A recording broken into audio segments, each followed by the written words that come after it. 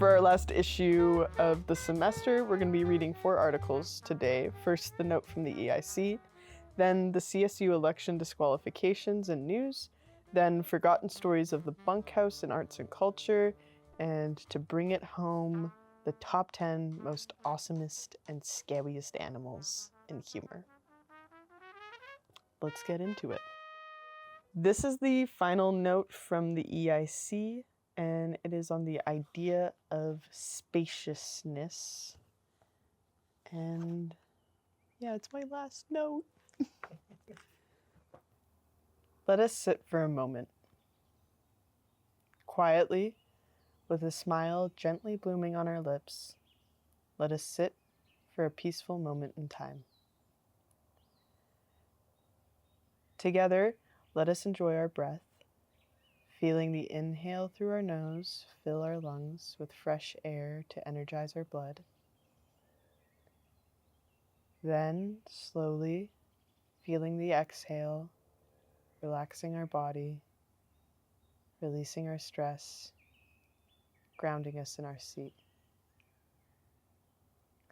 Let us enjoy our breath, a smile blossoming, air filling up our body with calm, and air flowing out with ease. In, out, calm, ease.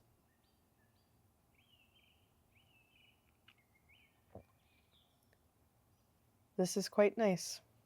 It feels quite nice to feel the stress of deadlines, worries of insufficiency, and fear of the future evaporate from the shoulders. In, out,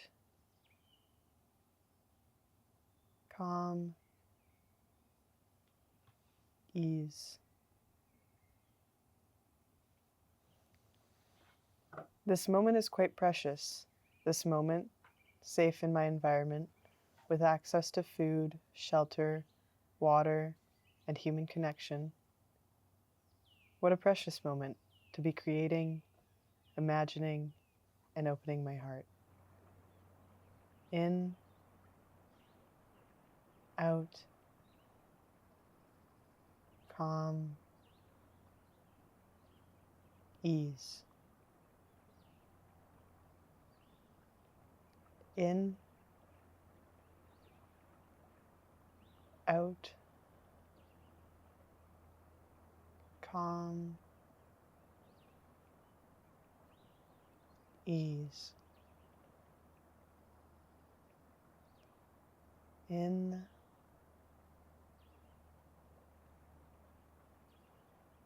out, calm,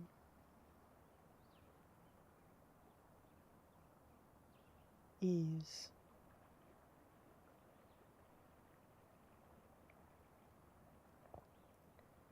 I don't have all the answers, and I don't need to. I don't have all the answers, and I am accepting that there is no one answer to life. I am accepting that perfection is just a thought, not a reality. I am realizing I am enough. I am realizing life is quite wonderful when I release expectations. I am in communication when I listen, seek to understand, and engage in the conversation with life. In communication and not forcing what I believe is right, I become free. In, out, spacious, free. Like my out-breath, my convictions begin to evaporate. I feel mistakes, failures, rejections, fears exist in my body and bring pain. But I realize they do not control me. They do not control my perception of me. They do not form my communication with reality. They are realities I can tend to, learn from, and treat with care. I can do this joyfully because I realize they do not define me. In, out, spacious, free.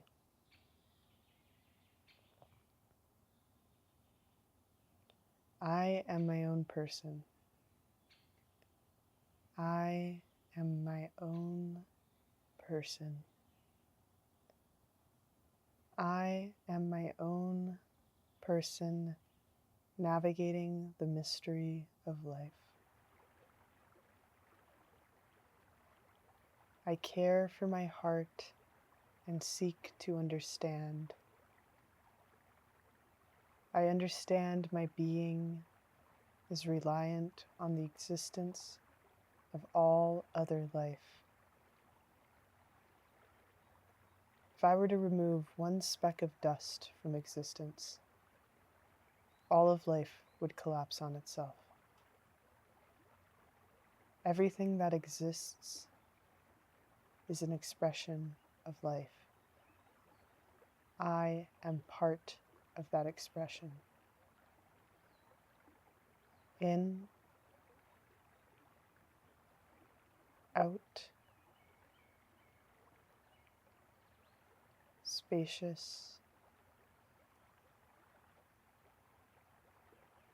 free.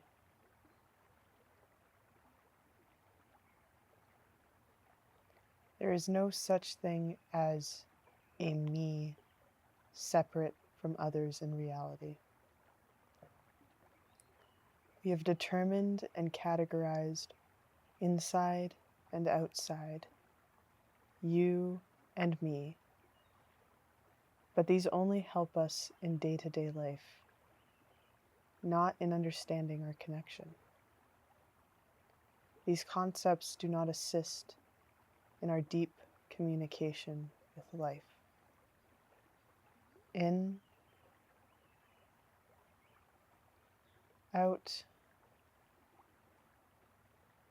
spacious, free.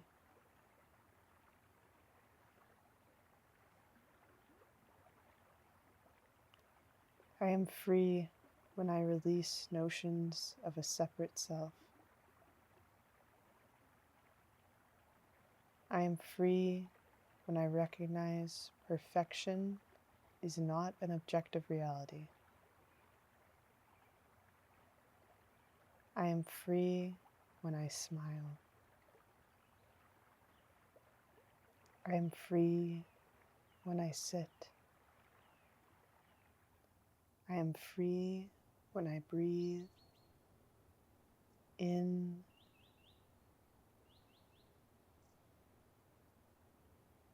out.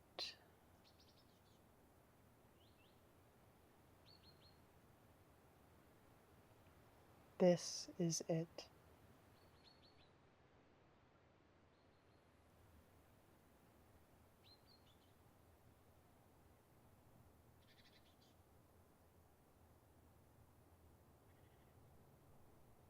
It has been a joy growing with the Capilano Courier this year. I give all my love to those who I exist with, and all my gratitude to those who came before me. May my moment in time be one of growing love and happiness.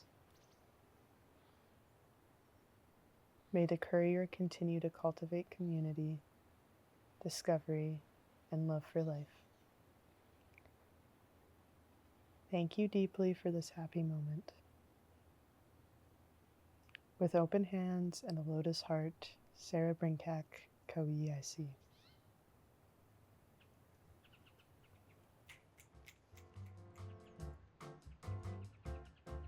I'm convinced that there's a war on our attention span, or there's like it's the new. Oh, I love that term. Yeah. The war on our attention span. Yeah, like it's totally, it's like it's a new form of what's the word? Like, it's a commodity. Our attention is a commodity. And so, like, that's kind of the frontier, is to be in the driver's seat and making the decision that, like, I will not be going on Reels, or I won't be going on TikTok. Like, I am actively trying to grow my attention span, because that is, like, an act of revolution, and because that is, like, something I care about protecting. Like, Yeah, I feel that. I think I have a, like, it's the reason why I can't ever get behind the idea of being like a libertarian, because I'm like, dude, I mean, there's lots of problems with it, but one of the big ones is I'm just like, oh, you want there to just be like, you have to see ads everywhere? Like, yo, I don't want to see ads everywhere. I'm like, that should be illegal. If I was in charge of the government, I'd be like, guys, we can't have ads everywhere. Yeah, stop. Like, get rid of it. And they're like, it's good for the economy. I'm like, I don't care. Yeah. Like, I don't want to see. Imagine buying a car and you go to like change the settings in the dashboard, like fucking console. There's an ad. Yeah. I feel like that's coming. That's where it's headed. It could be. Like, it's just, and it's always like, if you want to be safe from it, you have to pay to. I know. They're like, oh, you don't like ads? Yeah. You have to give us money to not see the ads. Exactly. And you're like, well. And it's like this thing of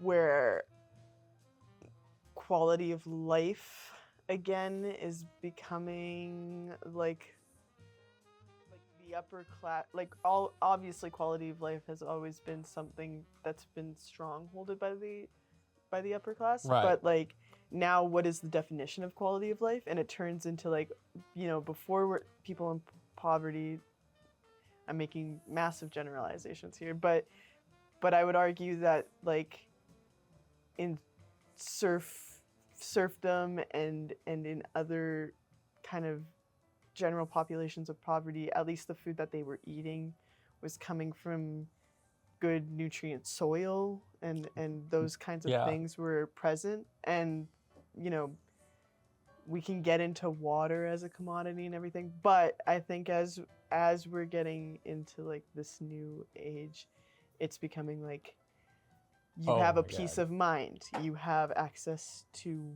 water, you have nutrient dense food. Like, it's again, I was saying this before we got on the podcast mic, where I was saying the body is the revolution. It's the body is the battleground. Yeah.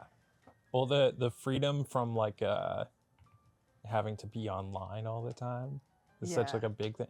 I am so jealous of celebrities that are like rich enough that they're like, oh, I don't do my social media, I just have someone else running it for me. Yeah. I'm like, oh my God, that sounds like a dream. Right. You know, to just be like, oh, I get someone to do all that shit I hate doing, but is like weirdly necessary to do now. Like, that was part of, I mean, that was part of the Courier. When I came onto the Courier, I was like, I can help with everything except social media. I don't know. I'm not touching it. I don't want it.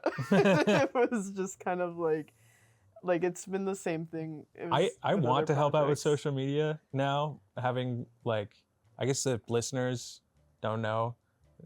I'm the onboarding editor-in-chief after Sara and Avery, along with me and Laura Morales. Yeah, Adam and Laura are the new editor-in-chiefs next year. It's gonna be very exciting. And I want to help out with social media, and Laura just keeps on being like, that's not a good idea. For you to be on the social media. Will be. You're like, this ad thing seems kind of a downer. Maybe we shouldn't do them. Maybe we should just post selfies of me. It'll like quickly devolve into like really meta, like ironic bits that people will just be like, the Courier is off-putting. I don't really get it. The Courier is just Adam's kind of sandbox now. But it's interesting because, you know, I also am a firm believer that it is not the technology that is evil, it's how we use it. Right? Yeah. There is great there's a great amount of positive If things there's that one come. thing I learned from the new Wallace and Gromit movie, it's Mm. that AI, it's not good or bad, it's how people use it. Wow, thanks, Adam. That was the moral of the Well, Wallace and it's Gromit exactly of what I was Vengeance saying. Most Foul. I haven't seen it, but it's an interesting, like, it's something that I think it sounds obvious when we say it, but it's something that we really forget. It's the same thing with You like know? drugs too. Yeah. Is like this idea of like a drug is neither good nor bad. Mm. You know what I mean? It is just simply as it is. Yeah, yeah, You know, and that's kind of like a weird thing to understand. yeah. It's like like it depends on how it's interacted with. That's what makes the difference. Like, Yeah, that's an interesting. I'm like, because I can, as I hear that, I'm like, it also does damage your body. yeah. Like it No, is. of course. Like it's one of those things yeah. too. But it's like But it's not like the what's drug being like, I'm gonna be bad. Yeah, Ooh, I'm gonna right. kill you. It's like the drug is just a drug. It's not making any decision. It's just like Yeah. a chemical, and that we it, made. you know, it's so it's like it's just a thing. It's like being like, oh, it's like an object doesn't have a moral Yeah, alignment. ideology. It's true. Yeah. So like, yeah.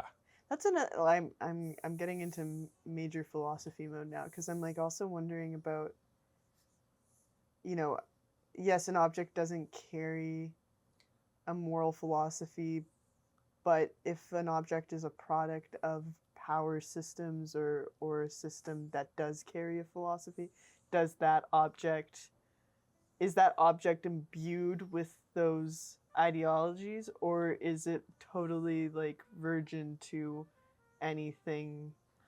I think As soon as an object is a gun, and I was thinking of a gun. Yeah, I was yeah. like, that's a great question. But I think I still kind of believe that a gun is just an object and that it depends on like, because that's the whole argument of like people being like, guns don't kill people, people kill people. yeah, and guns, So, people kill people with guns. yes. But is it the gun's fault? I would say Yeah. we don't.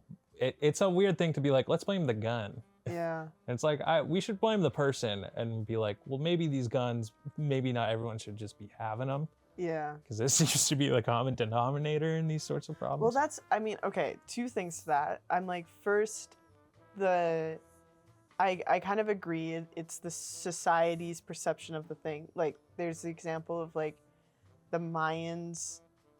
The Mayans invented the wheel, but what? How could we possibly know that?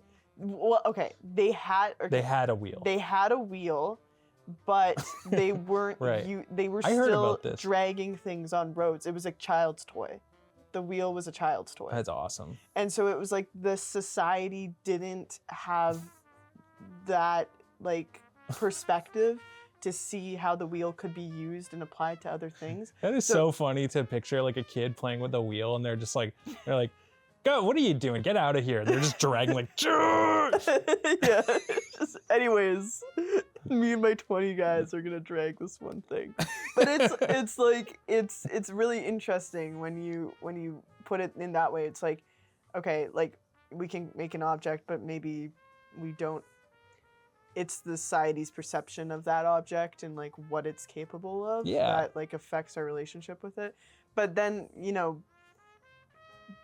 like regulation and stuff I think is important. Yeah, definitely. Right? And the whole thing with like, oh, drugs don't have a morality, but it's like that doesn't mean like you should be doing them. Yeah, it doesn't mean everyone should be doing drugs all the time. Yeah, like full release of things. But then that's, that gets into the whole thing of like, back to my idea of like the body as the revolution. It's like it requires a consciousness change, maybe more than a government, like a power regulatory structure, because then, it's the same thing with like Facebook, for example, regulating content.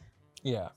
But regulation can slide into, what's the word? Propaganda? No, not propaganda, but like Censorship. Lucas with the vocabulary. Thank you, Lucas. Yeah, it can slip side into censorship, right? So Right. it's rooted in a consciousness change than it is in like what we can debate on an ideological or like on a level that is like thought based, where it's like, well, this seems rational or logical. Well, if we don't even have the like perspective to, you know, develop the most rational thing, then it's always going to be imbued with the problems of the powers that are determining the rules. Damn. Yeah. I Can feel you that. tell I've been reading a ton of philosophy lately? Yeah, that's cool. Yeah, that's awesome. That's cool. Trying to formulate a response to that is tough. Yeah, that's. Should we get into spaciousness? Yeah, we should. The actual why we're here. of Do we want to reading talk articles. spaciousness? Shall we talk a little spaciousness? We haven't really talked spaciousness. I think, well, here's the thing, is that I was like, spaciousness, creating space for ourselves to enjoy and think about other things while also holding the anxiety and anger that we have around politics. Yeah.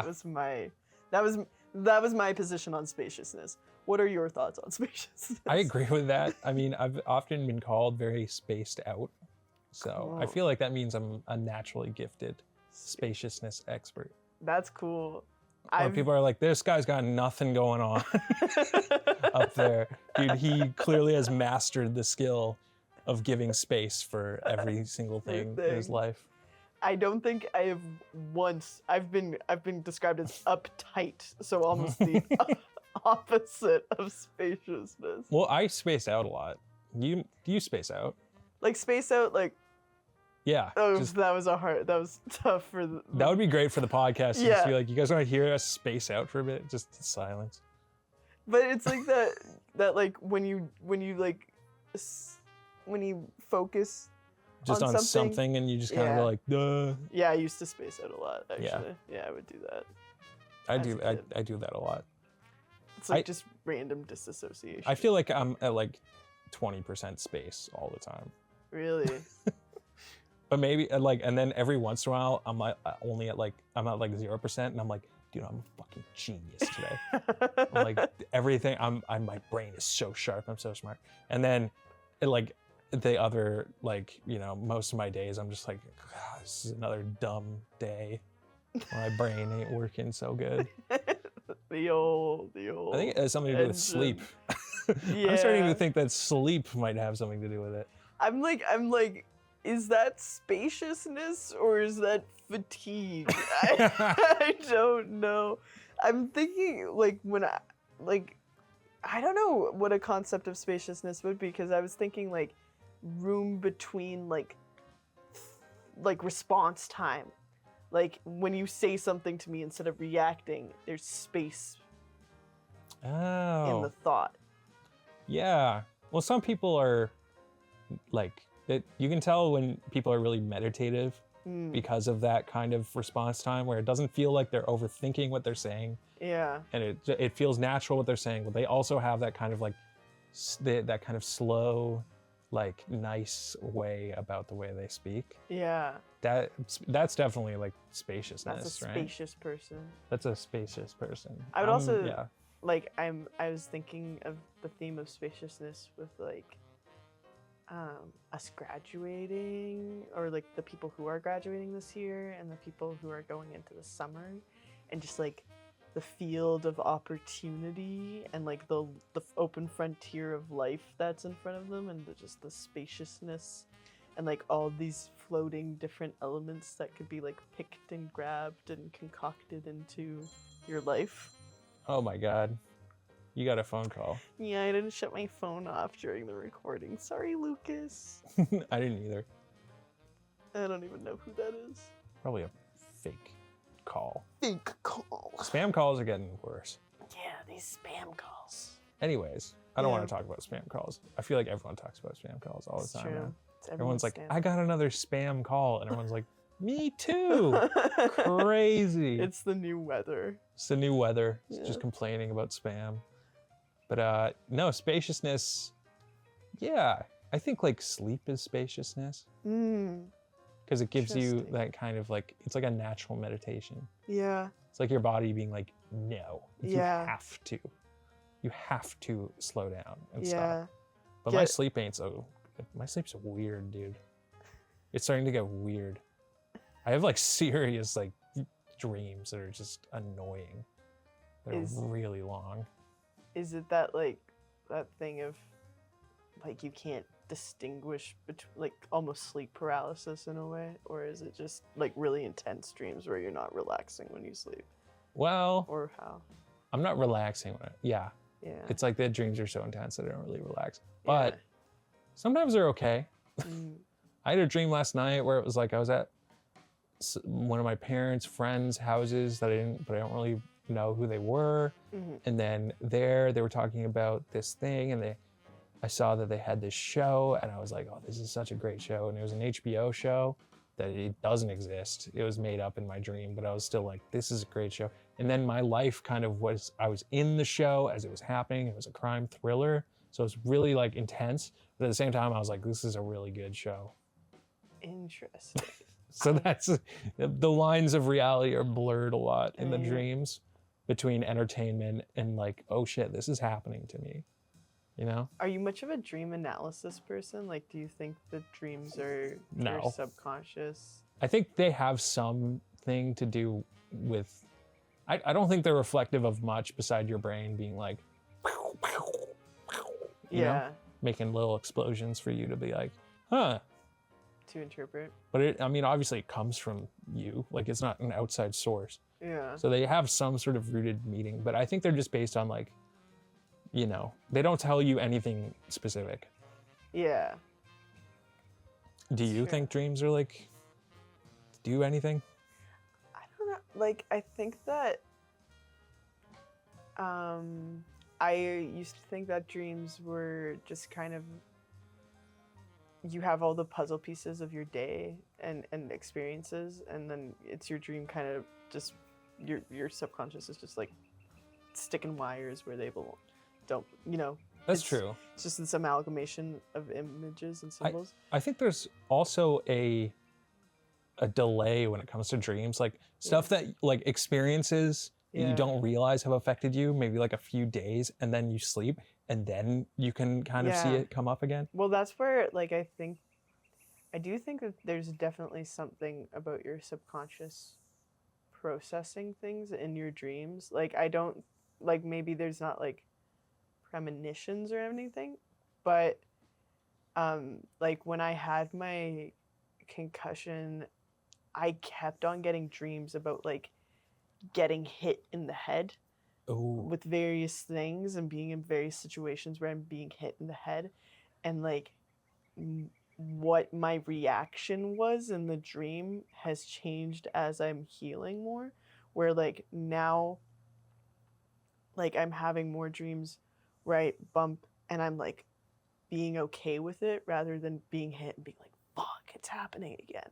So, and like there's other traumas that I've had where that trauma is showing up in the dream, and how I'm responding to it is changing.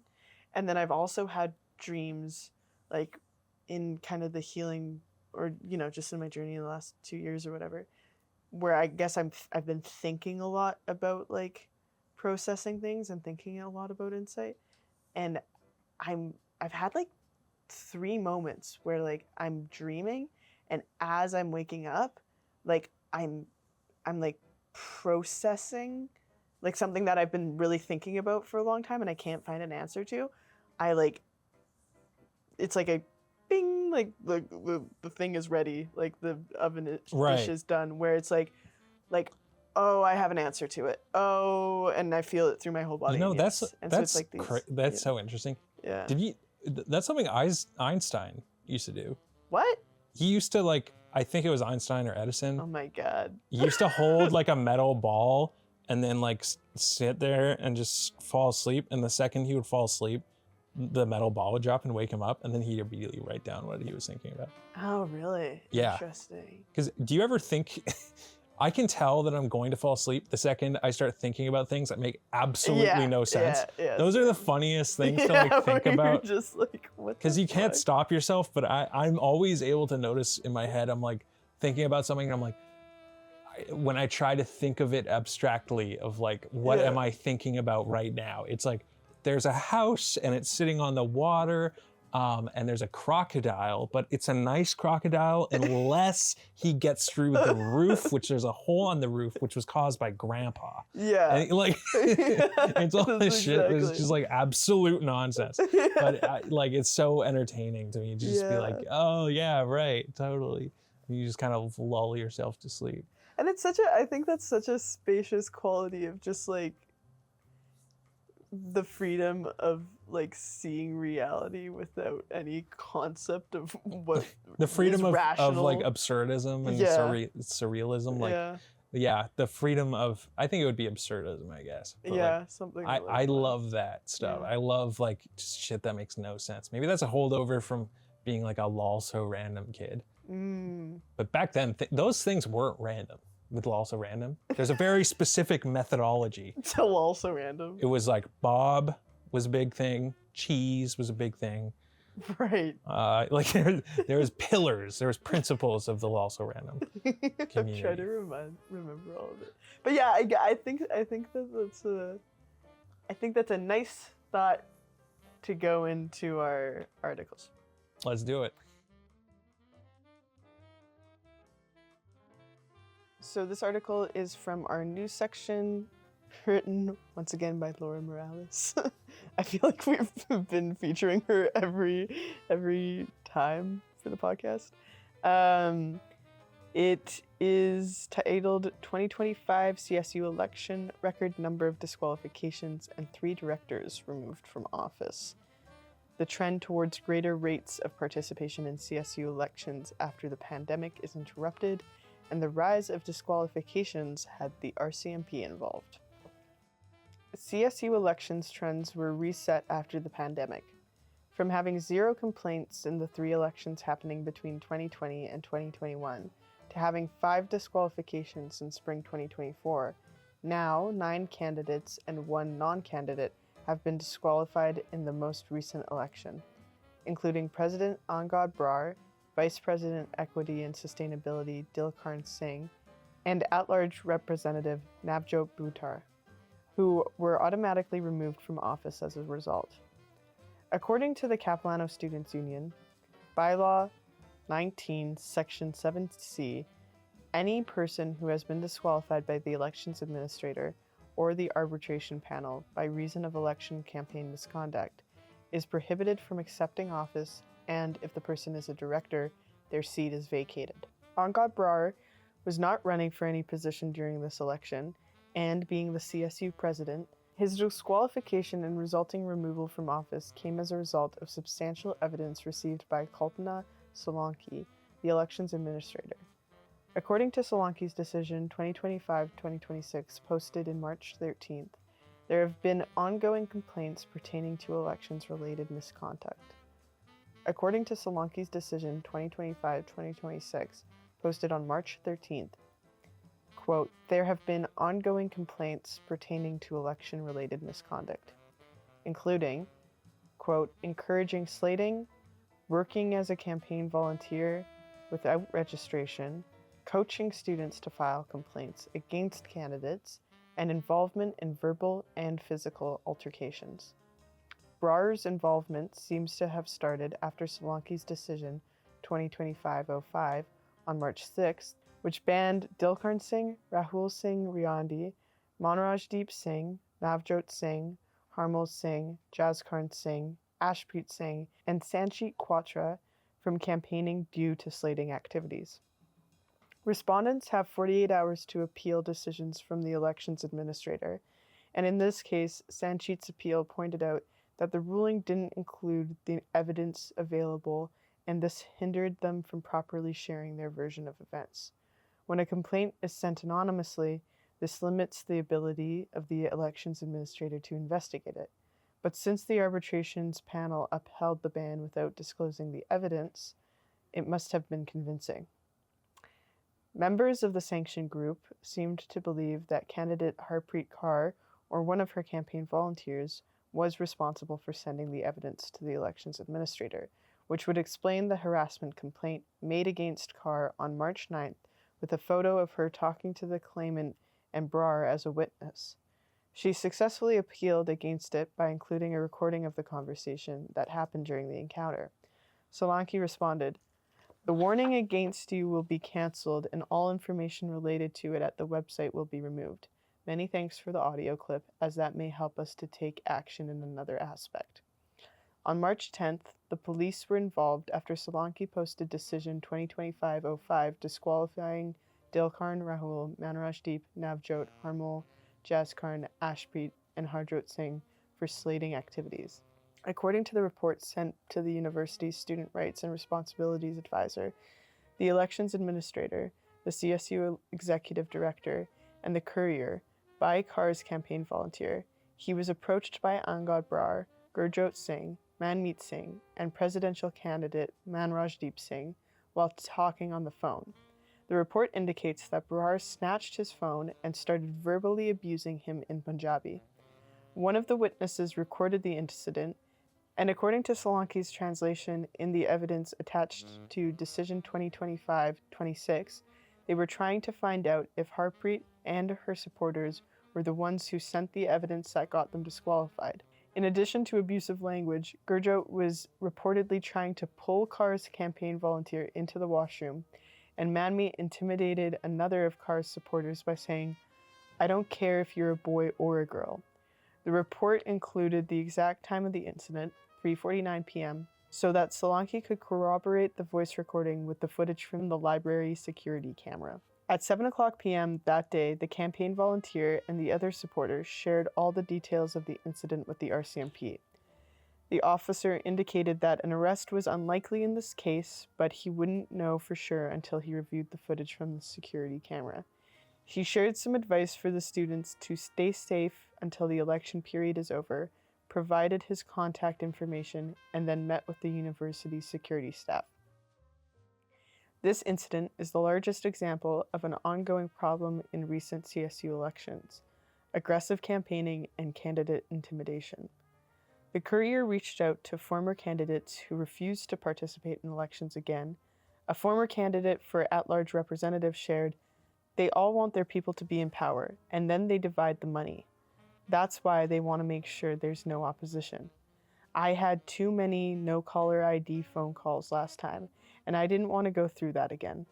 Keshav Makur, former candidate for VP Equity and Sustainability, mentioned that people were bringing in outsiders. There were actual fights happening, and it felt like a lot of candidates didn't even care about the position. It wasn't about who was the best for the role anymore, just who had the biggest backing. Keshav also shared a very similar experience to Hargun Kaur, a former candidate for the same position who had the candidates approaching them to assure them that they would lose as a way of pressuring them to drop their candidacy. Manpreet Kaur, former VP External, explained how participating in the elections a second time allowed her to contrast it with the struggle of running as a new student. "Since I had been through the process before, I was able to navigate the situation professionally and report when applicable. But it is certainly intimidating for new students who rely on community support, not for votes, but other important things like navigating university, classes, and friendships in a new city. This forces them to stay back from potential opportunities due to the threat of being alienated." She said, "All of these former candidates are from India, but their experience differs depending on the region they are from. As Keshav mentioned, I'm Indian, but I don't speak Punjabi, so it felt like no matter how qualified I was, I wouldn't get their support. It was just frustrating to see elections turn into something based on identity rather than merit." According to David Ennis, the CSU's former elections administrator, the record number of 59 candidates during the 2024 general elections indicated that The trend in recent years towards greater rates of participation in CSU elections is continuing, considering that these numbers had been climbing from 22, 32, and 39 in the general elections of spring 2021, 2022, and 2023, respectively.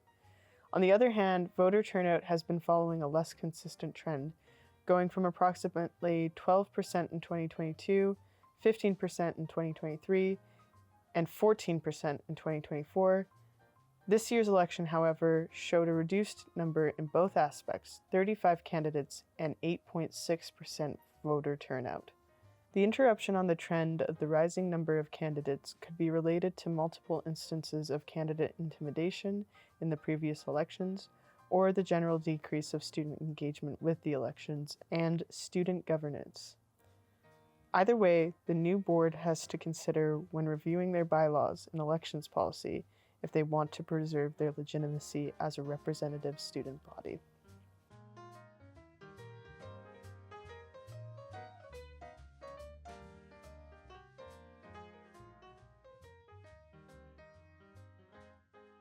Forgotten Stories of the Bunkhouse. A story of Sikh migrants throughout BC's historic settlement. Written by Jasmine Garcha, she/her, Arts and Culture Editor. From Instagram comment sections to being called foreign trash on the street, racism against Sikhs is alive and well in the Lower Mainland. Sikhs are widely criticized for being on this land and are told to go back to India, where the political climate does not serve them either. What goes unrecognized is that Sikhs have pioneered life in BC, making a home for those living in the province, providing food and education, and fighting for the Asian vote. It's believed that Sikh migration to BC started after British subjects from several Asian countries visited the province in 1897 and saw the immigrant settlement. The province became a migration destination for South Asians, with the first large wave of Sikh migration to BC in 1904. Many worked in mills, on farms, or logging across the Lower Mainland. Guru Nanak Mining and Trust was established in 1909 to acquire agricultural land that South Asians worked on. The right to citizenship, including the right to vote and own land, was given to Asians in BC in 1947 after years of protest, including the No Vote, No War campaign, which pointed out that conscription was an unreasonable requirement for residents who weren't allowed to vote. Khalsa Diwan Society was established in 1906. Arthur Erickson, who designed famous architecture like Simon Fraser University and Robson Square, redesigned the society's Gurdwara on Marine Drive and Ross Street in 1969, replacing the Gurdwara, which was widely regarded as North America's first. Khalsa Diwan Society organizes Punjabi classes within Gurdwaras, computer training courses for new immigrants, and puts together the Vaisakhi parade in April. They even had a part to play in the Komagata Maru incident through political and financial support. The Guru Nanak Jahaz, originally named the Komagata Maru before setting sail, was a ship carrying 376 passengers, of whom 340 were Sikh, as well as the crew who were Japanese. They arrived at Vancouver Harbour in 1914, but the Canadian government refused to let them dock due to anti-immigration regulations that required immigrant vessels to arrive in a single journey with no stops. After 2 hungry months and an attack by police forces, the Guru Nanak Jahaz returned to India where the British opened fire, killing tens and imprisoning hundreds. Baba Gurdeep Singh, one of the survivors who chartered the ship, went into hiding for years after this incident so that somebody would live to tell the tale. The Canadian government has since issued apologies for this tragic incident, commemorating it at Canada Place with a memorial monument and the renaming of a street to Komagata Maru Place. The Vancouver Art Gallery also displays a figurine of the ship above one of the entrances as part of Ken Lum's 4 Boats Stranded installation. The Maritime Museum, despite its name and theme, has never commemorated the incident. In 1916, the historic town of Paldi was founded on Vancouver Island. Paldi was originally named Mayo after one of the founders, Mayan Singh Manhas, who went by Mayo because he thought it would be easier for Westerners to pronounce. The town's name was changed to mirror the name of the Punjabi town from which Bunkhouse and his family had migrated. They were businessmen, founding a lumber company that operated for many years. Bunkhouse donated to Indian charities, garnering the attention of the first Indian Prime Minister, Jawaharlal Nehru, who visited the town in 1949. Paldi Gurdwara was established in 1919. After undergoing multiple renovations, it still stands in the town today under heritage site preservation. Next to the Gurdwara were the bunkhouses where mill workers of majority Indian, Chinese, and Japanese descent stayed with their families. The mill burned down multiple times, and the safety of the immigrant workers was neglected. Many locals from the town have since migrated into more populated areas of BC. Although Paldi is often referred to as a ghost town, a filmmaker and Capilano University alum, Monica Kima, insists on the contrary based on her time spent in the town to create her short film, Paldi, A Place Like This. Kima's film showcases the local Punjabi community working toward keeping history intact and pushing for full historical preservation to restrict development. A woman's voice narrates, reading a letter, while an older man points at countless black and white photos on the walls, explaining who from each picture belongs to which family. The woman reads what roughly translates to, "Many of our stories aren't being told. But then, you look here. They're written all over the walls." In the 1970s, there was an influx of Sikh migrants working on farms in Richmond. They would start their days early, picking berries, tilling the soil, and preparing the harvest. Although laws protecting labor workers had already been enacted, they didn't apply to immigrants, who were often given lower wages and more work. The Maan family migrated to Abbotsford during this period. Established by Jawahar and Gurbachan Maan, the farms became famous for their berries. The empire built by Maan Farms continues to attract people from around BC to their autumn events, including the Halloween corn maze and pumpkin patch, and year-round for various events, including goat yoga. To this day, many farm workers in BC are Sikh, working to feed the population, which aligns with the teachings of Sikhi's first guru, Sri Guru Nanak Dev Ji, who taught, "Love all, feed all." This is the motto of Guru Nanak's Free Kitchen, a non-profit that operates out of Surrey. Every weekend, volunteers can be found on the downtown east side handing out food made at the Gurdwara. Gurdwaras in BC, as any Gurdwaras, also serve food for as long as they're open, and the doors are open to all. These are the people being told to go back to their country. The same ones who have worked to build this one and feed its people.